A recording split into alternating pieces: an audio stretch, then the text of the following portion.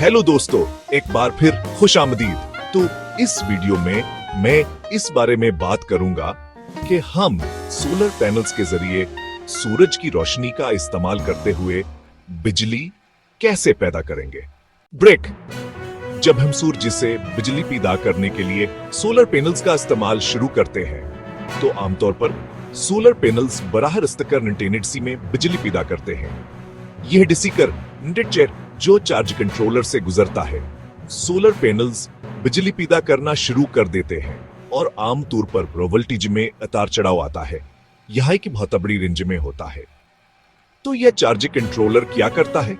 यह वोल्टेज को नॉर्मलाइज करता है। एक बार जब चार्ज कंट्रोलर वोल्टेज को नॉर्मलाइज कर देता है तो ये इसे बैटरी बैंक में भेज देता है, जहां बैटरियां इन सोलर पैनल्स का इस्तेमाल करते हुए चार्ज होती हैं। जब यहां बैटरियां चार्ज हो रही होती हैं तो ये बैटरियां डीसी पावर में होती हैं, जो कि 12 वोल्ट या 24 वोल्ट की बैटरियां होती हैं।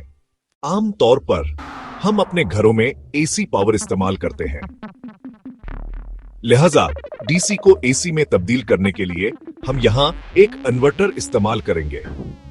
अगर आप देख सकते हैं तो ये इन्वर्टर है जो डीसी को एसी करंट में तब्दील करता है।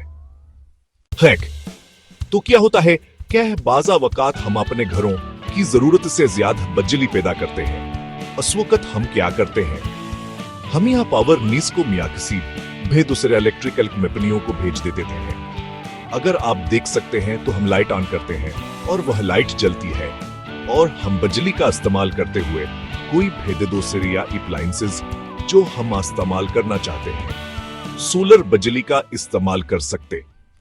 ब्रेक। मुझे उम्मीद है कि आपको इस वीडियो में सोलर पैनल्स का इस्तेमाल करते हुए हमारे घरों में बिजली की पैदावार से लेकर इस्तेमाल तक एक पूरे अमल की वजाहत वाज़ह तौर पर समझ आ गई होगी। अगर आपको वाकई यह वीडियो पसंद आया है तो बराहकर लाइक बटन पर क्लिक करें और अपने दोस्तों के साथ भी शेयर करें ताकि नहीं इस वीडियो से फायदा हो सके। वीडियो देखने का शुक्रिया।